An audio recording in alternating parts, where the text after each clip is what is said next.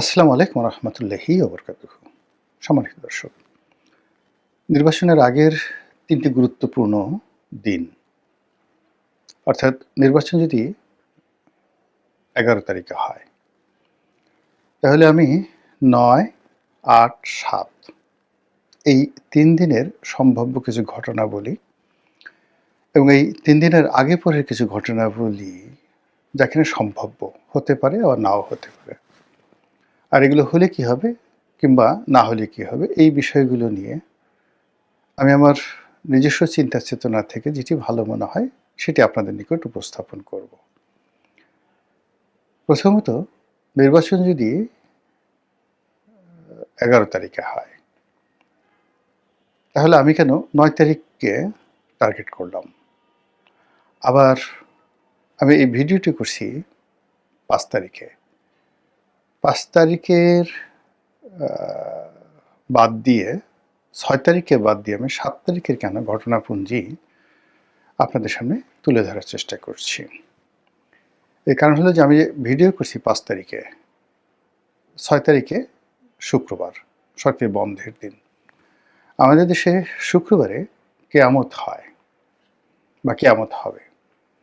এছাড়া সাধারণত বাংলাদেশে শুক্রবারে বড় কোনো ঘটনা ঘটে না। শনিবারে ৭ তারিখ, রোববারে ৮ তারিখ, আর সোমবারে ৯ তারিখ, মঙ্গলবারে ১০ তারিখ, বুধবারে ১১ তারিখ। বুধবারে আপনাদের হলো ইলেকশন। তো বুধবারের আগে হলো মঙ্গলবার, তার আগে সোমবার। কোন ৩টি দিন নিয়ে আপনাদের সঙ্গে আলোচনা করব? শনিবার, রবিবার, সোমবার। এখানে ৩ দিন ৩ রাত, মূলত ৭২ ঘন্টা। এই ৭২ ঘন্টাকে আমার কাছে মনে হচ্ছে দম বন্ধ করা একটি ঘটনা।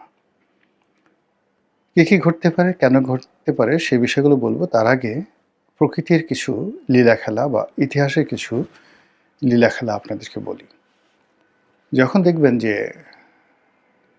বড় কোনো দুর্ঘটনা ঘটে কিংবা প্রকৃতিতে বড় কোনো পরিবর্তন আসে কিংবা কালবৈশাখী আসবে, ঘূর্ণিঝড় আসবে, সুনামি আসবে, তার আগে নির্দিষ্ট পরিমাণ আগে কতগুলো লক্ষণ প্রকৃতিতে ফুটে ওঠে এবং সেই লক্ষণগুলো আপনারা কম বেশি সবাই জানেন। আপনার সুনামির আগে, কালবৈশাখীর আগে প্রকৃতি অনেকটা নিস্তব্ধ হয়ে যায়, বাতাস প্রবাহিত হওয়া বন্ধ হয়ে যায়। তারপর চারিদিক থেকে কেমন যেন একটা শি শি শি শি, মানে অকারণ আওয়াজ আপনি দেখতে পাবেন বড় কোনো দুর্ঘটনার আগে। তো সেই দিক থেকে যদি ১১ তারিখে খুব ভালো একটি নির্বাচন হয়, আপনি চারিদিকে একটা মুখরিত অবস্থা দেখতে পাবেন, গুনগুন গুনগুন আওয়াজ, প্রকৃতিতে একটি সঙ্গীত, এবং এই সঙ্গীতটা বাজতে থাকবে এই শনিবার থেকে, শনি, রবি, সোমবার, এবং সেই সঙ্গীত কেউ থামাতে পারবে না। জামাত জামাতের মতো গাইবে, বিএনপি বিএনপির মতো গাইবে, এবং সবার মধ্যেই এই একটা তাড়াহুড়া থাকবে, একটা আবেগ থাকবে, একটা উচ্ছ্বাস থাকবে, একটা আনন্দ থাকবে, তার সঙ্গে সঙ্গে একটা টেনশন থাকবে, নিজে বিজয়ী হওয়ার বা পরাজিত হওয়ার, প্রতিপক্ষের বিজয়ী হওয়ার বা পরাজিত হওয়ার একটা আনন্দ এবং উচ্ছ্বাস, ভয় এবং আশা, যেটিকে বলা হয় খৌফ, ভয়, খৌফ এবং রিজ্জা। এই দুটো জিনিসের একটা সমন্বয় ঘটতে থাকবে। আর যদি ধরুন নির্বাচনে কোনো অশনি সংকেত থাকে, আপনি দেখবেন যে শনিবার থেকেই সব কিছু নীরব হয়ে গেছে, কোথাও কোনো গুনগুনানি নেই, মানুষ খুব সতর্কভাবে পা দিচ্ছে, আর রাস্তাঘাটে চলাফেরা ভীষণ রকম কমে গেছে। শনিবার থেকে রাস্তাঘাটে লোকজন চলাফেরা কমে যাবে, রবিবারে আরও কমবে, সোমবারে আরও কমবে, মারাত্মকভাবে কমবে। এরপরে আপনি দেখতে পাবেন যে আইনশৃঙ্খলা রক্ষাকারী বাহিনী তাদের টহল মারাত্মকভাবে বাড়বে। মারাত্মকভাবে বাড়বে যদি নেতিবাচক হয়।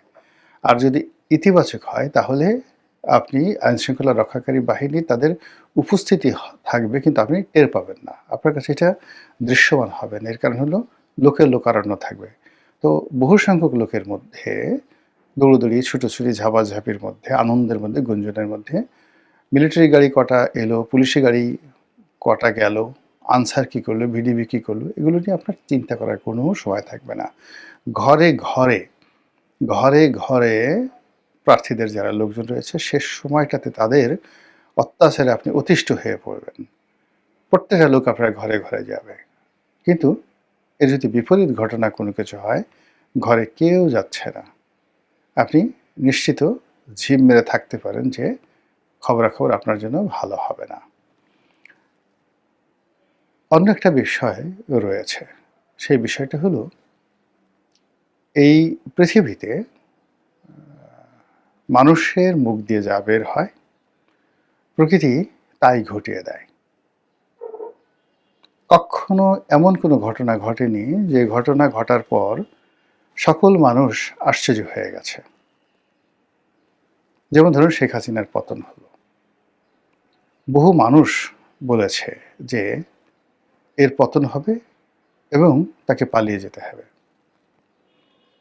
তো সে যখন নিজে শেখ হাসিনা এর দ্বারা কতটা প্রভাবিত হয়েছেন যে তিনি নিজে বলতে বাধ্য হয়েছেন তিনি পালাবেন না, তার আশেপাশের লোকজন তারা বলেছে যে পালাবে না, আওয়ামী লীগের অস্তিত্ব থাকবে না, আওয়ামী লীগের অফিস খোলার মতো কোনো লোক থাকবে না। বলেন তো এই কথাগুলো কি 2014 সন থেকে ঘাটে পথের সমস্ত মানুষ বলেনি? সবাই বলেছে এবং সেই ঘটনা ঘটে গেছে। বঙ্গবন্ধু মারা যাবেন, সপরিবারে নিহত হবেন, এটা না বললেও তিনি মারা যাবেন।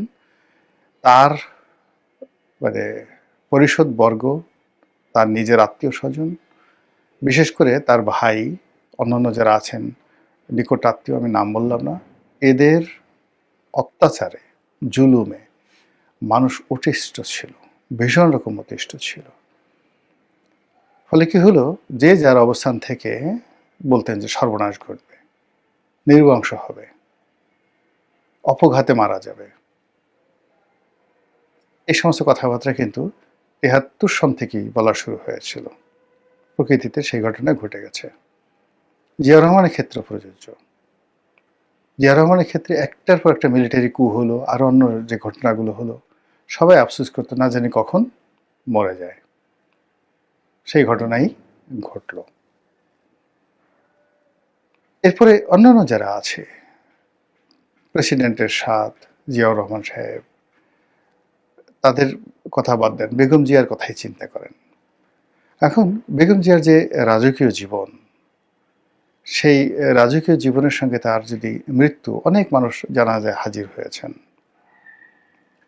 কিন্তু মৃত্যু পূর্ব সময় তার যে নিঃসঙ্গতা, তার যে অসুখ, তার যে বিসুখ, তার যে কষ্ট, তার চোখের সামনে তার যে মনোবেদনা, সব কিছু তিনি একেবারে গাছ পাথর হয়ে গিয়েছিলেন, শোকে মুহ্যমান হয়ে গিয়েছিলেন। তো সেই মানুষটি মৃত্যুর আগে একবার দুইবার তিনি শুধু হেসেছিলেন শেখ হাসিনার পতনের পর। এই যে জীবনের ট্র্যাজেডি, এই ট্র্যাজেডির কারণটা কি? এই ট্র্যাজেডির কারণ আপনারা যদি খুঁজতে যান তাহলে অনেক কিছুই দেখতে পাবেন, বুঝতে পাবেন, যার ফলে আপনি একটা অনুসিদ্ধান্তে পৌঁছতে পারবেন যে এই পৃথিবীতে কোনো কিছুই আনটার্ন যায় না। আপনি যতটুক ভালো কাজ করবেন সে ভালো কাজের মূল্যায়নে পৃথিবী আপনাকে দেবে। শেখ হাসিনা যত ভালো কাজগুলো করেছেন আমরা বলছি, কিন্তু তার সঙ্গে সঙ্গে তার মন্দ কাজ যেগুলো হয়েছে, একটা মন্দ কাজের জন্য তিনি এই পৃথিবী থেকে শাস্তি না পেয়ে যাবেন না। এটাই পৃথিবীর নিয়ম। এখন তারেক রহমান সাহেব আছেন, শফিকুর রহমান সাহেব আছেন, ডক্টর মোহাম্মদ ইউনূস আছেন, এদের ক্ষেত্রে একই নিয়ম প্রযোজ্য। সেনাপ্রধান আছেন, গত 17 মাসে যা কিছু হয়েছে, এই যা কিছু হয়েছে এর মধ্যে কোন কথাগুলো সামনে চলে আসছে এবং যাকে বলা হয় বারবার মানুষ আলোচনা করছে। প্রথমত হলো মাস্টার মাইন্ড, এরপর হলো ম্যাটিকুলাস ডিজাইন, এরপরে হলো পুলিশ হত্যাকাণ্ড, থানা পোড়ানো। পক্ষে কিচ্ছু বলছে না, কিন্তু মানুষ এগুলো নিয়ে কথাবার্তা বলছে। তো মেটিকুলাস ডিজাইন, থানা পোড়ানো। এরপর হলো যাবে না, উনি যাবে না, এত সহজে ছাড়বে না। মানে এগুলো একজন দুজন নয়। যদি কেউ বলে থাকে যে উনি চলে যাবেন যথাসময়ে, উনি ভদ্রলোক মানুষ, এদের সংখ্যা যদি একজন হয়, উনি চলে যাবেন না, এদের সংখ্যা 1000 জন। তো এই যে উনি থাকবেন না, উনি চলে যাবেন, এরপর আসলো কি? গুপ্ত শক্তি, জামাত ইসলামিক দলগুলো ক্ষমতায় আসবে। তারপর ম্যাটিকুলাস ডিজাইনে ইলেকশন ইঞ্জিনিয়ারিং হবে, গুপ্ত শক্তি জাল ভোট দেবে। ফলাফল যে কি হবে, ভোট কেন্দ্রে যে কত লোক যাবে, এই বিষয়গুলো নিয়ে প্রতি মুহূর্তে লোকজন বিতর্ক করছে। এই বিতর্কের কারণে আপনারা ধরে নিতে পারেন যে গত 17 মাসে যে বিতর্কগুলো, যে কথাগুলো বহুবার উচ্চারিত হয়েছে, এই কথার বাইরে 11 তারিখে কিছুই হবে না, কখনো কিছু হবে না। মিরাকেল বলে কোনো কিছু হবে না। যা কিছু ঘটে তার আগে তার সব কিছু বর্তে থাকে, প্রকাশিত হতে থাকে, সেগুলো আওয়াজ তৈরি করতে থাকে, এবং সেই আওয়াজের একটা প্রতিফলন ঘটতে থাকে। যেমন ধরুন, সারপ্রাইজিংলি যে ঘটনাগুলো ঘটেছে, সেটা হলো 2014 সালের নির্বাচনের ফলাফল সারপ্রাইজিং। নির্বাচনের পর আমরা আশা করিনি যে 5 বছর থাকবে, সারপ্রাইজিং। 18 নির্বাচন সারপ্রাইজিং, 2024 নির্বাচন সারপ্রাইজিং। তো সেক্ষেত্রে যে নির্বাচনটি, সেই নির্বাচনটি আমাদের যে কথাবার্তা, সমাজের যা কিছু চলছে, সেই নিয়ম অনুযায়ী নির্বাচনটি যদি হয়, সেটি হবে না। এটি হবে একটি সারপ্রাইজিং নির্বাচন, এক। আর আমরা যদি সারপ্রাইজিং মানে ম্যাজিক্যাল, থান্ডারিং, তারপরে যাকে বলা হয় অ্যাস্ট্রোনাস্টিং, এরপরে আরও অনেক কিছু ইংরেজি শব্দ আপনি যদি যুক্ত করেন, বাংলাতে আপনি যদি সেগুলো বলেন, তাহলে যে যা দেখলে আপনি কিংকর্তব্য বিমূঢ় হয়ে যাবেন, থান্ডার্ড হয়ে যাবেন, বজ্রাহত হয়ে যাবেন। তারপরে আপনি যাকে বলে এখন বেকুব হয়ে যাবেন। তারপরে আপনি যাকে বলা হয় এটা কি করে হলো, আফসোস করবেন। এই ধরনের নানা বাংলা শব্দ হতে পারে নির্বাচনের যে ফলাফল ইত্যাদি সব কিছু নিয়ে। কিন্তু নির্বাচনের আগে এবং পরে যে ঘটনাগুলো ঘটবে, চূড়ান্তভাবে যে ঘটনাগুলো ঘটবে, যেটি একটি অধ্যায়ের সমাপ্তি ঘটবে এবং একটা নতুন এরা তৈরি করবে। সমাপ্তি ঘটবে হলো যে ধরুন ডক্টর মোহাম্মদ ইউনূসের রাজত্বের সমাপ্তি ঘটবে, আর যারা ক্ষমতায় আসবে তাদের একটা নতুন এরা তৈরি হবে। এটা অবশ্যই হবে এই যে গত 17 মাসে যে ন্যারেটিভগুলো তৈরি হয়েছে, সেই ন্যারেটিভের ভিত্তিতে। আর এই যে ন্যারেটিভগুলো, যেগুলোর ভিত্তিতে একটা নতুন এরা তৈরি হবে এবং একটা গ্রুপ ক্ষমতা থেকে চলে যাবে আর একটা গ্রুপ আসবে। এদের এই সমস্ত রসায়নগুলো, কাটাকাটিগুলো, গুতোগুতিগুলো, এদের যে পর্দার আড়ালের সমস্ত খেলাধুলাগুলো, যা কিছু সম্ভব, সব কিছু এই 3 দিনে, মানে শনিবার 7 তারিখ, 8 তারিখ, 9 তারিখ, রবিবার, সোমবার, এই 3 দিনের মধ্যে এই জিনিসগুলো অবশ্যই ঘটবে। যেটা বললাম, যদি ইতিবাচক কোনো কিছু ঘটে তাহলে এক ধরনের ফলাফল, আর নেতিবাচক যখন ঘটবে তখন ওই সিমটমগুলো আপনি দেখতে পারবেন, যে আগের সময় বলছি বেশ কিছুক্ষণ আগে। মহান আল্লাহ সকল দুর্ভোগ দুর্দশা থেকে, অজানা আশঙ্কা থেকে, ভয় এবং ভীতি থেকে, এবং এই পৃথিবীর অনিষ্ট থেকে, অশরীরী আত্মাদের অনিষ্ট থেকে, শয়তানের অনিষ্ট থেকে, এবং নফসের অনিষ্ট থেকে, এবং মহান আল্লাহর ক্রোধ থেকে আমাদের সবাইকে, আমাকে সহ, আমার পরিবার সহ আপনাদের সবাইকে রক্ষা করুন, হেফাজত করুন। আসসালামু আলাইকুম রহমতুল্লাহি ওয়া বারাকাতুহু।